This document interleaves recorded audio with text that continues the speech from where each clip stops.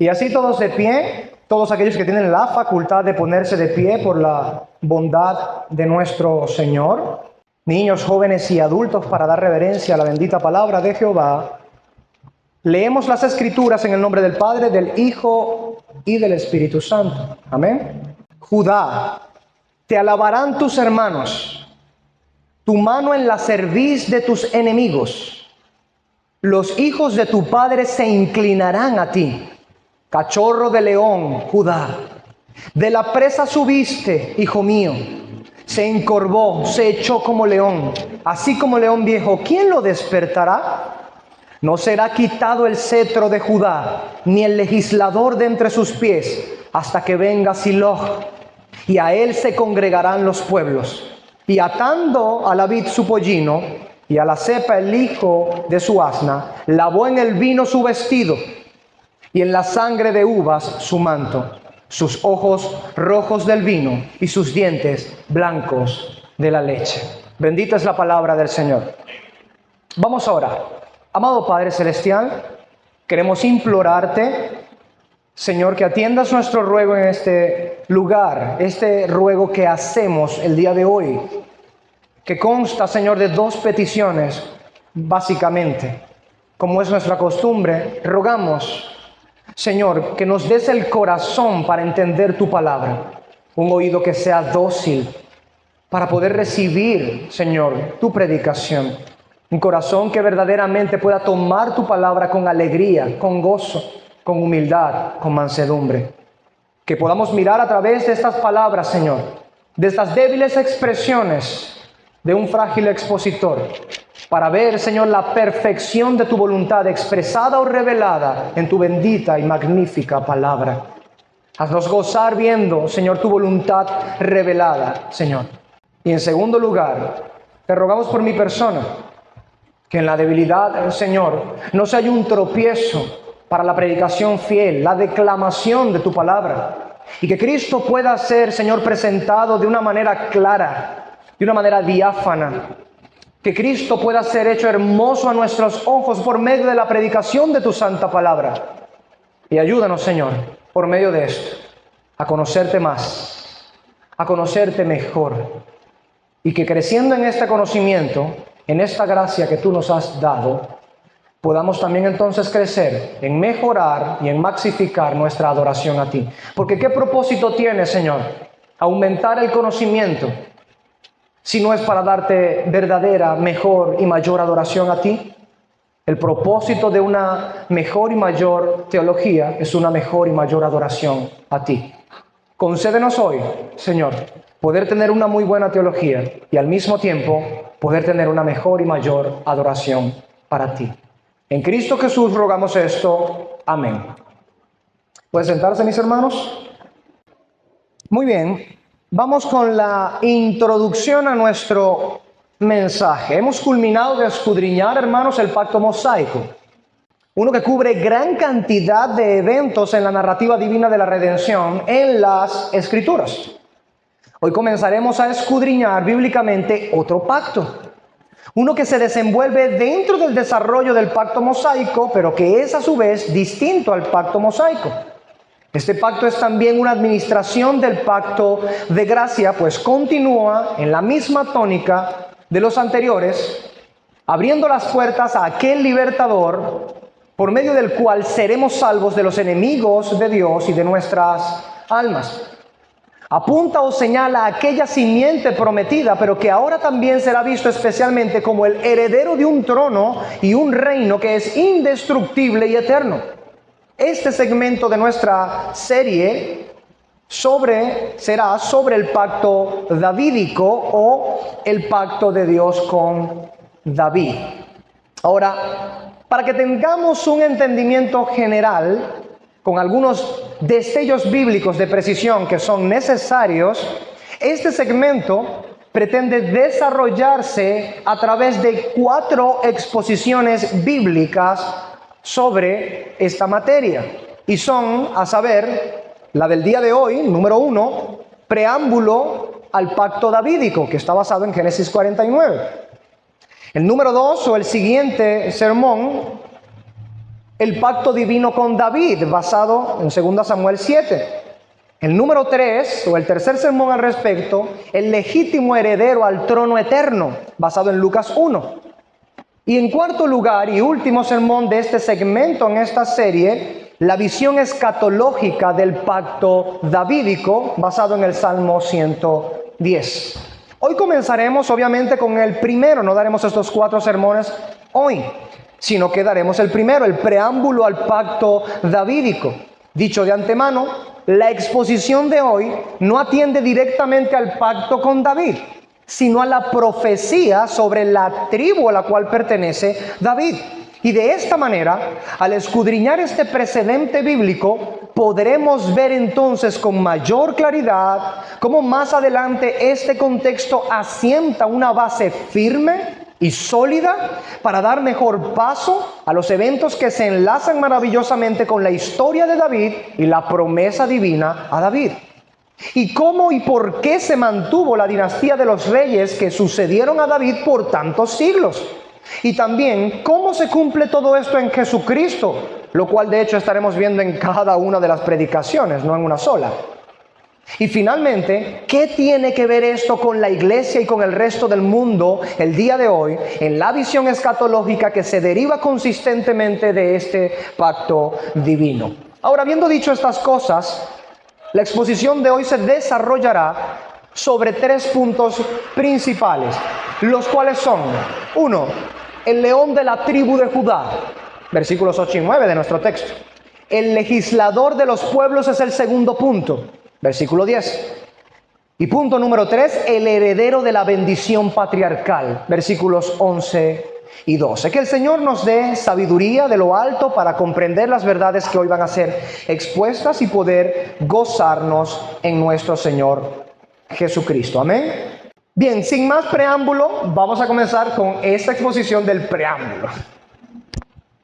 En el punto número 1, el león de la tribu de Judá. Leamos los primeros 2 textos rápidamente. Judá, te alabarán tus hermanos, tu mano en la cerviz de tus enemigos, los hijos de tu padre se inclinarán a ti. Cachorro de león, Judá, de la presa subiste, hijo mío, se encorvó, se echó como león, así como león viejo. ¿Quién lo despertará? En estos textos hemos de basarnos para tocar el primer punto. León de la tribu de Judá. ¿Qué es lo que está sucediendo aquí? Entremos de lleno. Jacob ha llegado a sus últimos días de vida sobre esta tierra, en el momento en el que está hablando. Es Jacob el que está hablando aquí. A pesar de los distintos sufrimientos y angustias a lo largo de su vida, Dios le ha dado una muy buena vida y en su vejez fue incluso mucho mejor que en su juventud. Gracias, hermano. Pues Dios le bendijo mucho y finalmente, digamos que el sueño de cualquier persona sobre esta tierra, de la muerte de cualquier persona sobre esta tierra, pudo morir en paz, lleno, por supuesto, de un montón de bendiciones espirituales y terrenales y rodeado de sus hijos. Es en este contexto donde aparecen las palabras que hoy hemos leído y que hoy escudriñamos. Todas estas menciones que se hacen en este capítulo, a lo largo de todo el capítulo, son expresiones proféticas sobre cada uno de los hijos de Jacob. Y las que tenemos hoy delante de nosotros que hemos leído son las palabras de bendición que el anciano Jacob expresa proféticamente sobre Judá, uno de sus hijos. Estas palabras son claramente las palabras de la bendición patriarcal sobre sus hijos. Judá es el cuarto hijo, hermanos. No es el primogénito. Antes de él hay 3 hijos que son Rubén, Simeón y Leví. Jacob no dio a Rubén la bendición de primogenitura por causa de una maldad cometida por Rubén, la cual se nos narra en Génesis 49, versículo 1 al 4, diciendo: y llamó Jacob a sus hijos y dijo: juntaos y os declararé lo que os ha de acontecer en los días venideros. Juntaos y oíd, hijos de Jacob, y escuchad a vuestro padre Israel. Rubén Tú eres mi primogénito, mi fortaleza y el principio de mi vigor, principal en dignidad, principal en poder, impetuoso como las aguas, no serás el principal. Por cuanto subiste al lecho de tu padre, entonces te envileciste subiendo a mi estrado. Lo que hizo Rubén, que fue por supuesto degradante, humillante, un acto sexual con una concubina de su padre, fue rechazado por Jacob cuando lo supo, y esto le costó su primogenitura, los derechos de la primogenitura. Ahora, la misma tampoco fue traspasada a alguno de los dos hermanos que seguían a Rubén, que son, por supuesto, Simeón y Leví, sino que en conjunto fueron desechados de la bendición de los derechos de primogenitura también, lo cual vemos en Génesis 49, pero en los versículos 5 al 7, antes del que hemos leído. Simeón y Leví son hermanos, dice Jacob, armas de iniquidad sus armas. En su consejo no entre mi alma, ni mi espíritu se junte en su compañía, porque en su furor mataron hombres y en su temeridad desjarretaron toros. Maldito su furor que fue fiero y su ira que fue dura. Yo los apartaré en Jacob y los esparciré en Israel. Fueron quitados de esta comunión, les fueron quitadas estas bendiciones, y aunque por ser hijos de Jacob igual fueron contados entre el pueblo, no fue a ellos a quien les fue dada la primogenitura. Pero tampoco es a Judá a quien fue dada la primogenitura, por si alguno decía, bueno, listo, sencillo, es a Judá entonces, quien viene por supuesto luego, es el cuarto, ni el primero, ni el segundo, ni el tercero, entonces es el cuarto. No fue a Judá a quien se le dio el derecho de primogenitura, sino que fue a José, por medio del hijo menor de José, quien llegó a ser el primogénito de entre los dos hermanos hijos de José, y luego primogénito entre los hermanos mismos de José, por deseo mismo de Jacob. Eso lo narra en Génesis capítulo 49, del 22 al 26, pero puedes revisar también el capítulo anterior, cuando Jacob conoce a los hijos de José y entonces los bendice y les da a ellos los derechos de primogenitura. Ahora, con todo y que es así, dado que el asunto que vemos es que los primeros 3 lugares no reposó en ellos el derecho de primogenitura, y no fue hecho reposar en el cuarto, Judá quien venía, sino que fue hecho en José y por medio de sus hijos. Con todo y ello, hay que preguntarnos algo. ¿Por qué, pues, en las bendiciones que proclama Jacob sobre su cuarto hijo, como parte de sus bendiciones, él proclama proféticamente una preeminencia suprema? Debemos preguntar esto. ¿Por qué profetiza una preeminencia suprema sobre Judá? Pues aunque tiene 3 hermanos mayores, y aunque la primogenitura está pasando en ese momento a José propiamente, a Judá se le da una bendición tan larga como la del primogénito, pero solo a Judá se le dice que él tendrá el cetro, como dice el versículo 10, no será quitado el cetro de Judá. No se le da a Rubén, primogénito por naturaleza. No se le da ni a Rubén ni a Simeón, que podrían haber seguido en la transmisión de los derechos de la primogenitura. Ni siquiera se le da a José ni a Efraín, en quien reposa el derecho de la primogenitura, sino que se le da el cetro a Judá. Y que sus hermanos, lo cual incluye tanto al primogénito natural como al que pasó el derecho de primogenitura, que eventualmente tendrían que inclinarse ante Judá, como dice el versículo 8. Y como haciendo juego con su nombre, Judá significa alabanza, Jacob profetiza que todos sus hermanos le alabarán. ¡Wow! Aquí está pasando algo muy extraño. Aquí está pasando algo muy extraño, porque estas palabras están dichas de forma profética sobre cada uno de ellos. Y si el derecho de primogenitura está pasando a otro que no es Judá, colocar a todos, incluyendo al que recibe los derechos de primogenitura, a inclinarse a uno que no recibe los derechos de primogenitura y colocarlo a esto como preeminente y supremo entre sus hermanos y mandar a alabarle, ciertamente algo está pasando en ese lugar. Esas palabras son palabras proféticas, lo que significa es que señalan hacia adelante. Es decir, a un tiempo cuando la tribu de los hijos de Judá tomará delantera en los asuntos del pueblo de Israel, de tal forma que se inclinarán ante el poderío de Judá. Notemos cómo habla de sus hermanos, las demás tribus, dándole pleitesía a Judá.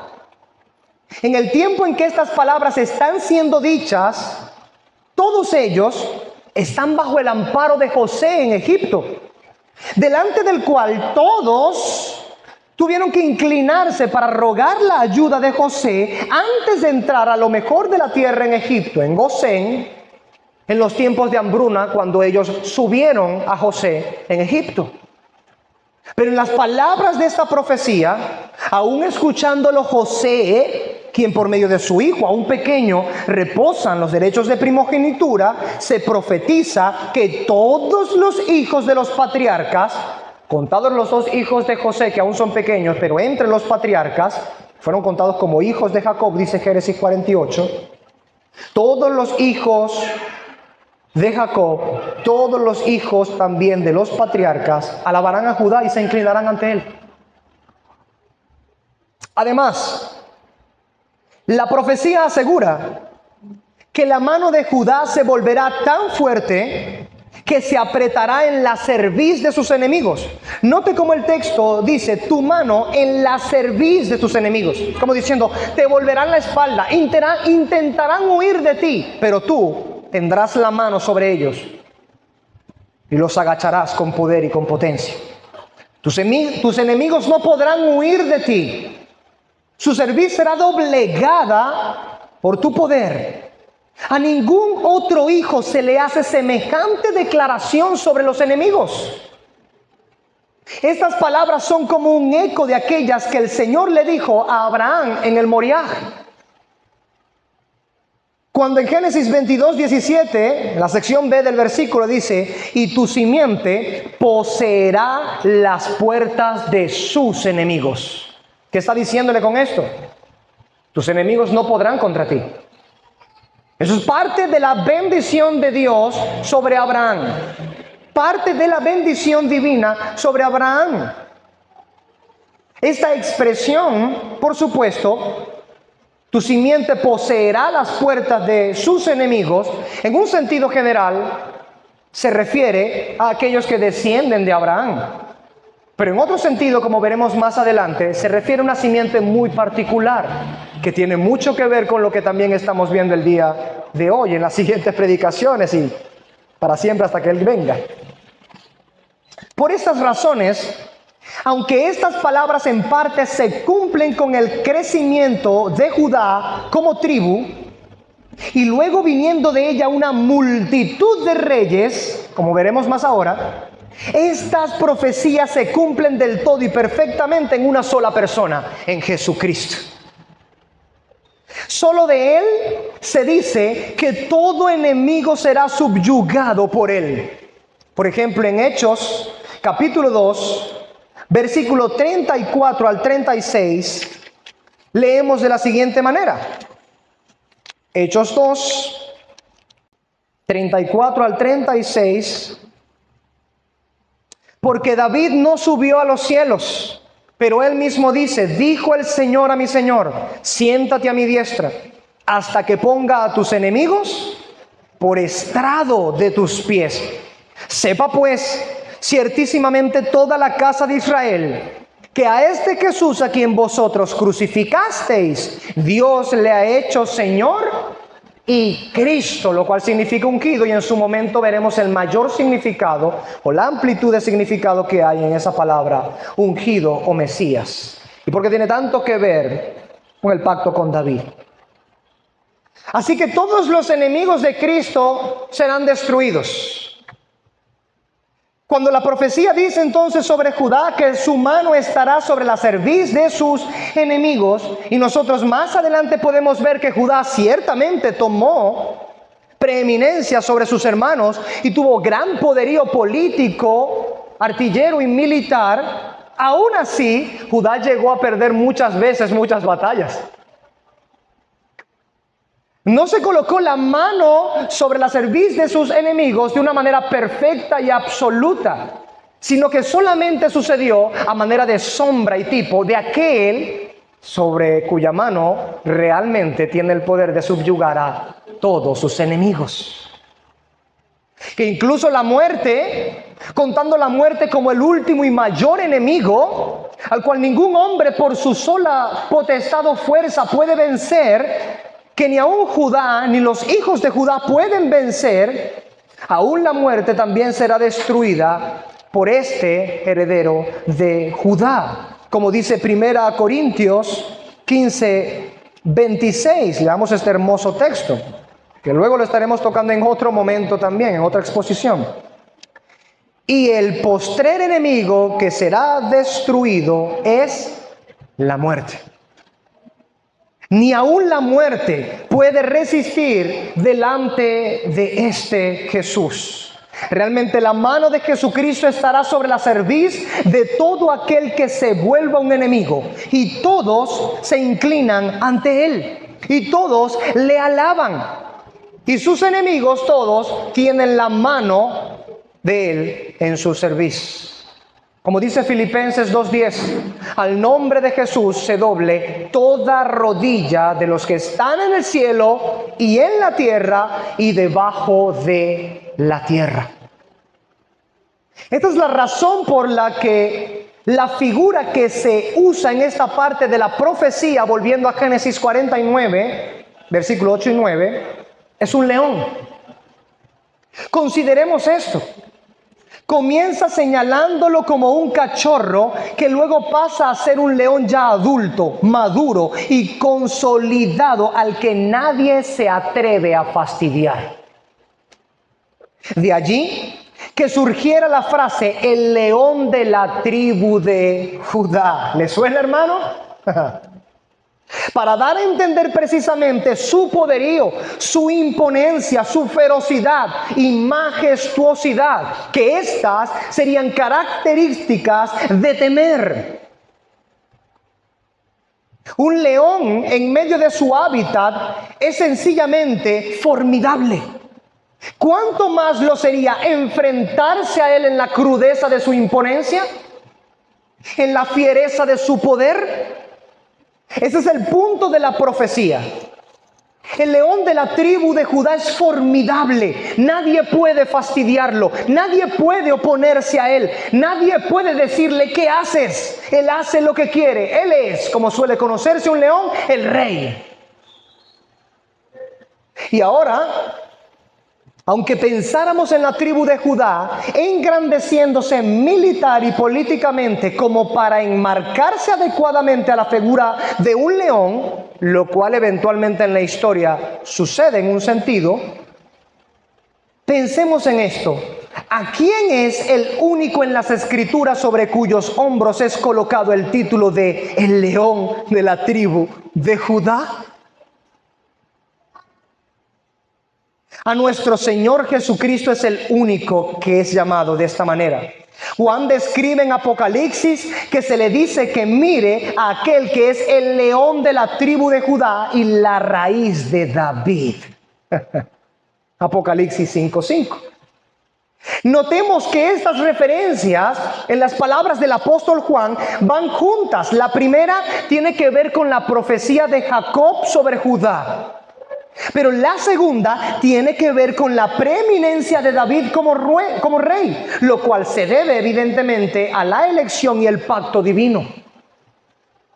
Esta es la razón por la cual, aunque estamos en este segmento hablando sobre el pacto de Dios con David, comenzamos hablando sobre el origen de Judá y toda esta base de reino en esta tribu, para que entonces se levante ese rey a la manera de aquel David de esa misma tribu. Como podemos ver, Aunque este pasaje que estamos escudriñando no habla directamente del pacto de Dios con David, es el preámbulo que hace que la tribu de David llegue a ser considerada como preeminente. Que entonces luego, teniendo de ella a David como rey, Dios haga el pacto que desencadene una sucesión de reyes y príncipes, entre los cuales se espera que nazca el ungido de entre los ungidos, el Cristo, el Mesías. Hemos culminado el primer punto. Vamos a pasar a nuestro segundo punto y vamos a volver a nuestro pasaje inicial en Génesis 49. El segundo punto es el legislador de los pueblos. El texto dice en el versículo 10 de Génesis 49: no será quitado el cetro de Judá, ni el legislador de entre sus pies, hasta que venga Siloch, y a él se congregarán los pueblos. Al continuar con las palabras proféticas de Jacob, el patriarca hace una declaración aún más explícita sobre la supremacía de Judá. La apelación a palabras como cetro, legislador, dichas en este contexto, donde ya se ha dicho anteriormente que los hermanos se inclinarán ante él y le alabarán, y que él subyugará a sus enemigos, es entonces señalarle definitivamente ya como rey entre sus hermanos. Y esto obviamente se cumplió con el tiempo, en el sentido que la tribu de Judá comenzó a tomar mayor relevancia que todos sus hermanos, incluyendo a aquel quien era portador de los derechos de primogenitura, José. Por ejemplo, normalmente de Judá se presentaba la ofrenda primero. Números 7:12 es un ejemplo de ello. Judá partía primero y lideraba a las otras tribus en su peregrinar en el desierto. Estaba colocado hacia el oriente, hacia donde sale el sol, y se movía de esa dirección. Dios mismo lo colocó con su bandera en esa posición. Números 10:14. Todo el capítulo puede entender mejor por qué fue colocado allí y por qué salía primero, por orden del Señor. Y en muchas ocasiones era contada Judá como la primera tribu en subir contra un enemigo, como Jueces capítulo 1, versículo 1 y 2 nos muestra. Así se abría paso a esta preeminencia, dándole siempre el primer lugar a Judá, que terminaría consolidando a Judá con un cetro de reinado.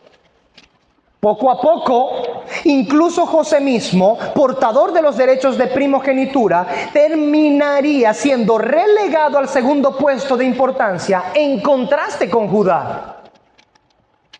Notemos, por ejemplo, lo que primero de Crónicas, capítulo 5, versículo 2, nos narra. Ya aquí comienza a verse en el período de los reyes la diferencia que hay al respecto y cómo hace un contraste con el portador de la primogenitura, aquel que tiene mayor preeminencia. Dice: y los hijos de Rubén, el primogénito de Israel, porque él era el primogénito, mas como profanó la cama de su padre, sus derechos de primogenitura fueron dados a los hijos de José, hijo de Israel, de modo que no está inscrito en la genealogía conforme a los derechos de primogenitura. Aunque Judá prevaleció sobre sus hermanos y de él procedió el príncipe, los derechos de primogenitura pertenecían a José. ¿Sabe lo que ese texto está diciendo? Aquí hay una lucha, aquí hay un contraste. Si bien los derechos de primogenitura están en un lugar, hay otro que está más preeminentemente entre Israel. Aunque por los hijos de José ha reposado los derechos de la primogenitura, ha sido de Judá, desde donde procedió el príncipe, dice el texto.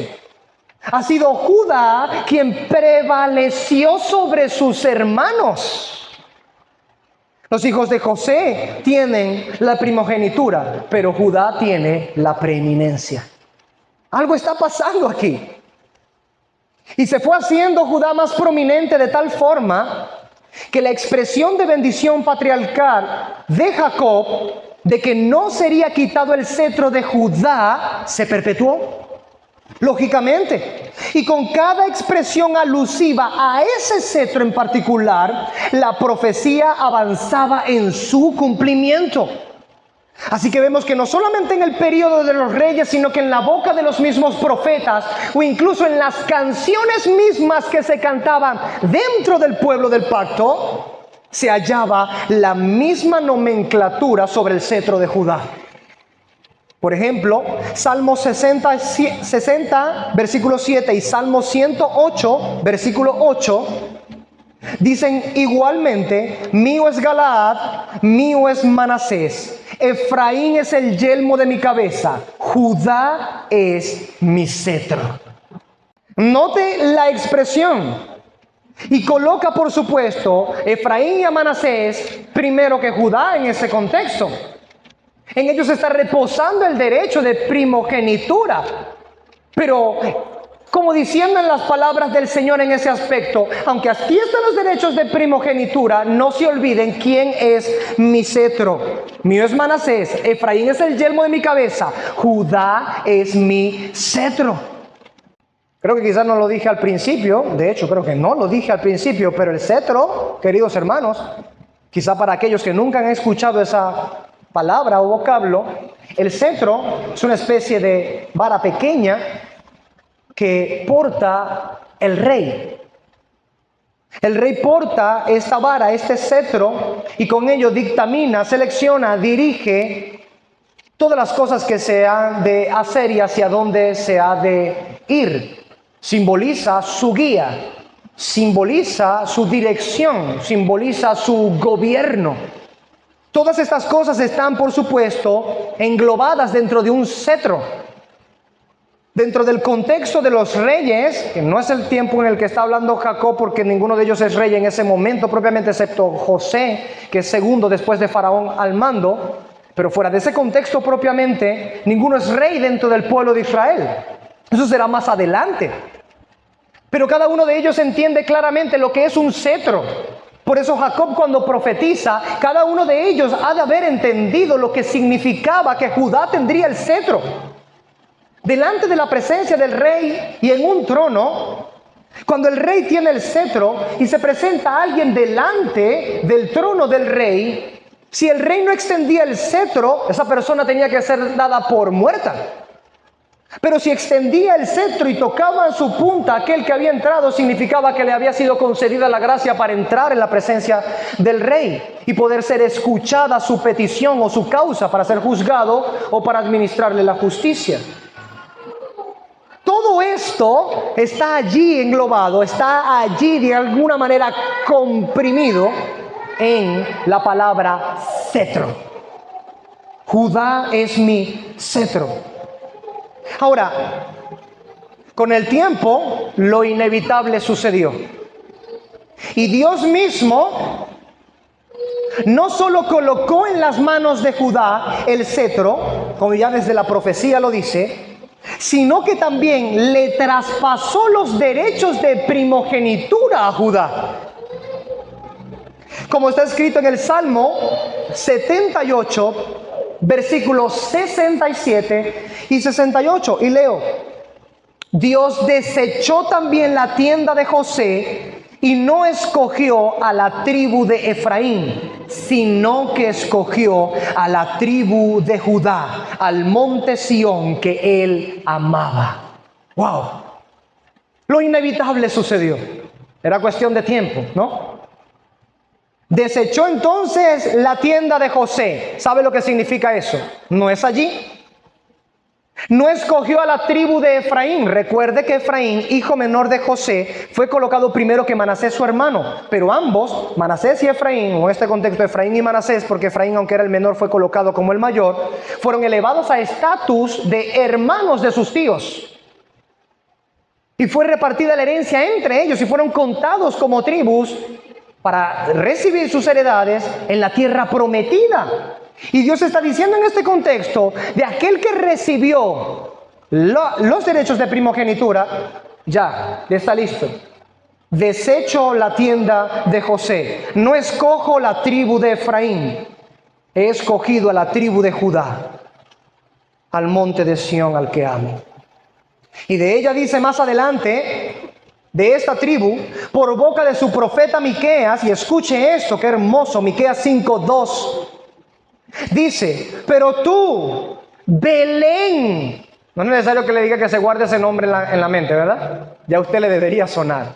Pero tú, Belén, Efrata, aunque eres pequeña entre las familias de Judá, de ti me saldrá el que ha de ser gobernante en Israel. Y sus orígenes son desde tiempos antiguos, desde los días de la eternidad. Ah, caray. Esta es una de las razones por las cuales, aun cuando luego por mano de Roboán, hijo de Salomón, hijo de David, se fracturó en dos el reino, yéndose 10 tribus al norte y 2 tribus al sur, Judá y Benjamín, terminó llamándose Judá, el cetro permanecía invariablemente en Judá. Aunque en Israel podrían haber distintos reyes de distintas casas paternas o tribus, en el sur se empeñaban en que el cetro estuviera en la mano de Judá y que fuera de la casa de David, más precisamente, el rey. De hecho, humanamente hablando, esta es la dinastía que por más tiempo existió en Israel. Unos aproximadamente 425 años de dinastía, básicamente ininterrumpida. Y que al llegar al periodo de la deportación babilónica, como castigo por el pecado, y entonces luego regresar después de esos 70 años de cautiverio y exilio, y que poco después comenzara el periodo denominado los 400 años de silencio, en ese conjunto que da del tiempo del 900, casi 1000 antes de Cristo, hasta el periodo del Nuevo Testamento, justo después de eso, de la tribu de Judá, de la casa de David, en Belén de Judea, cumpliendo todas estas profecías que se dan desde Génesis 49, nace el portador del cetro y legislador por excelencia, el Rey de Reyes y Señor de Señores, Jesucristo, de la estirpe de reyes, del linaje de los herederos al trono. Ahora, con todo esto, es aquí precisamente donde aparecen las palabras proféticas de Jacob. En nuestro texto, Génesis 49:10, hasta que venga Silo, y a él se congregarán los pueblos. ¿Quién es este Silo? ¿Quién es este? La palabra Silo ha tenido varias dificultades para su traducción. Sí, es verdad.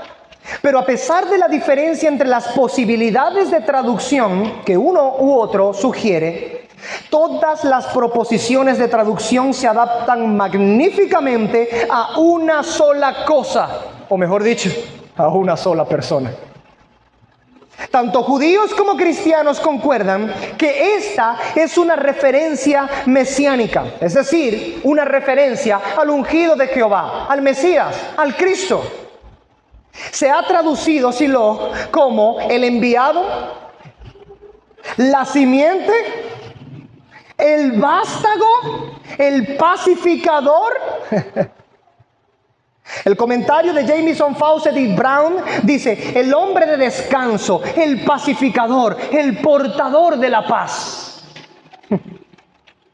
¿A qué nos suenan todos estos títulos, hermanos? Cualquiera de estos es un título que ciertamente hace referencia y aplica perfectamente a Jesús como Mesías. A Jesucristo, quien es, según Juan 17:3, el enviado de Dios. Según Gálatas 3:16, la simiente prometida. Según Isaías 11:1, el vástago del tronco de Isaí. Según Isaías 9, 6 y 7, que cantábamos temprano, el pacificador prometido. El que según Efesios 2:14 ha hecho paz en medio nuestro. Él es, por supuesto, el hombre de nuestro reposo, como dice Mateos 11:28. Aquellos que estén cargados y trabajados, vengan a mí que yo les haré descansar. Como repasa y confirma el apóstol Pablo en Hebreos 4:3, los que hemos creído en Jesucristo, entre corchetes, hemos entrado en el reposo. Jesucristo, entonces, es ese Silo que habría de venir de la tribu de Judá. No es solamente el león de la tribu de Judá, es ese Silo que ha de venir y que ha de recibir el cetro, que heredaría de la casa de David el cetro y la legislatura. De él, Jacob está profetizando que al llegar el cetro le será delegado. Hermanos, y hay que afirmar estas cosas por la necesidad de nuestro contexto también. Porque algunos de alguna manera siguen dando una preeminencia a Judá sin entender que la profecía era para cumplirse en aquella simiente o pacificador que vendría de Judá. Y no para que los judíos el día de hoy sean vistos como preeminentes en ese contexto, sino aquel sobre el cual estaba profetizado que al venir él, el cetro pasaría a él. No se debía apartar el cetro de Judá, ni el legislador de entre los pies de Judá, dice el texto claramente, hasta que llegue Silo, hasta que llegara aquel a quien pertenece en primer lugar el cetro y la legislación. Lo que significa esto, por supuesto, es que llegado Silo, que es Jesucristo, el cetro pasa legítimamente a él. Y ahora su reino comienza. Un reino que tiene características distintas a las que tuvo Judá, porque este es un rey perfecto. En Judá, aunque estuvieron los reyes buenos en Judá, porque en Samaria ninguno fue bueno, aún así ninguno de ellos era absolutamente perfecto. Cristo sí lo es. No es extraño que al león de la tribu de Judá, Apocalipsis 5:5, también se le llame entonces en Apocalipsis 19 del 15 al 16, Rey de reyes y Señor de señores. Ahora es ante él, profetiza Jacob, que se congregarán los pueblos. Los pueblos de la tierra no se congregarán ante Judá como tribu. Venga ahora aquellos que quieren dar una preeminencia a los judíos que hoy habitan en una franja de tierra en el Medio Oriente.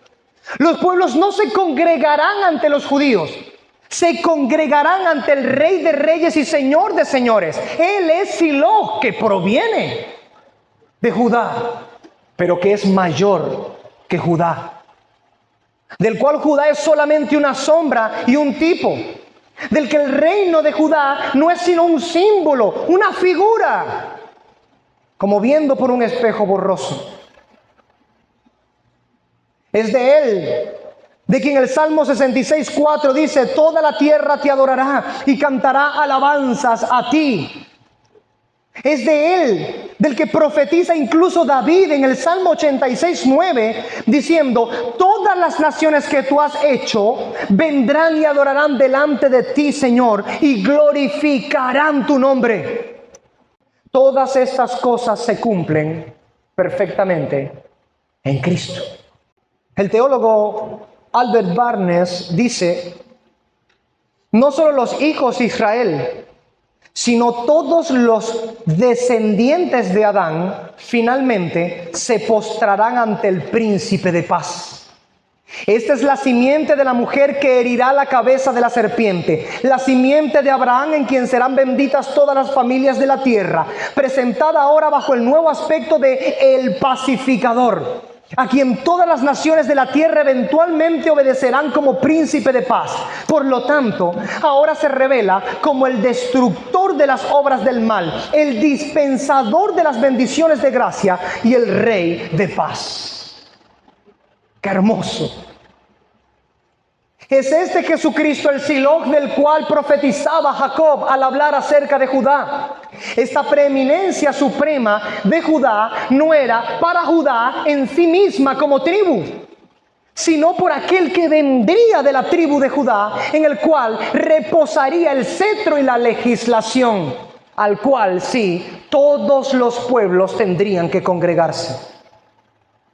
Este Jesucristo es el legislador de todos los pueblos y no solo el león de la tribu de Judá. Nuestro tercer punto, el heredero de la bendición patriarcal. Versículos 11 y 12.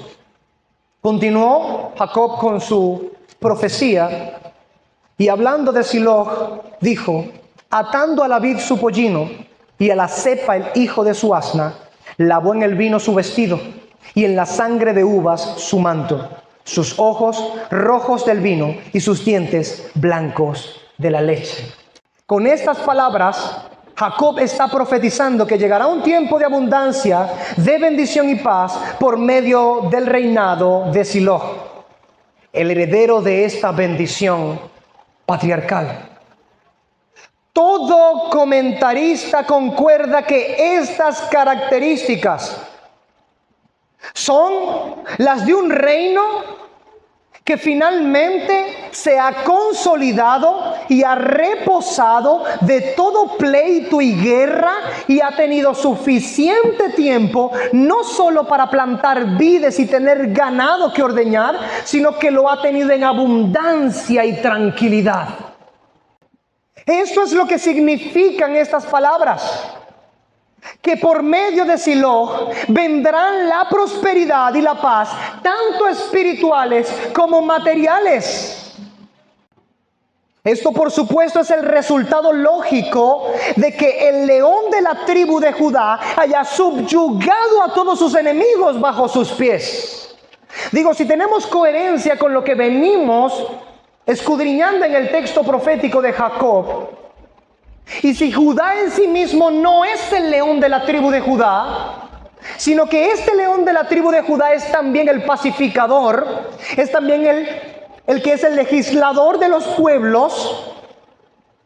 Y si este legislador de los pueblos es Silo, a quien se congregarán todos los pueblos, si él subyuga a todos sus enemigos, lo lógico es entonces que después de haber subyugado a sus enemigos, haya paz y tranquilidad en su reino. Si todo enemigo es destruido, hermano, ¿qué queda entonces sino la paz y la abundancia de bienestar? Si aún la muerte es vencida, ¿qué queda sino la vida eterna y abundante? Si el pecado es por él quitado de en medio, ¿en qué lugar permanecerán el dolor, las lágrimas y el duelo si fue quitado por Silo aquello que lo producía? Por eso, evidentemente está escrito en Apocalipsis 21:4, al final casi de las Escrituras: Él enjugará toda lágrima de los ojos de ellos, de su pueblo, del pueblo de su pacto, de esta nación santa, a quien le entregará un mundo renovado. Y ya no habrá muerte, ni habrá más duelo, ni clamor, ni dolor, porque las primeras cosas han pasado. Y Juan toma por el Espíritu las palabras de Isaías en este texto para aplicarlas a nuestro Señor Jesucristo. La tribu de Judá, entonces, es solo un canal por medio del cual vendría Silo. En el centro de esta profecía no está la tribu de Judá per se, está Silo. Está el legislador de los pueblos, el león de la tribu de Judá, el heredero de la bendición patriarcal y el legítimo heredero de los derechos de primogenitura. ¿Quién es el primogénito entre muchos hermanos en la iglesia del Señor? Tan solo Jesucristo. Jesucristo es el león de la tribu de Judá. Jesucristo es el legislador de los pueblos y el pacificador. Jesucristo es el legítimo heredero de la bendición y los derechos patriarcales. En Él tenemos todo lo que fue profetizado en estas palabras. Bendito sea nuestro Señor.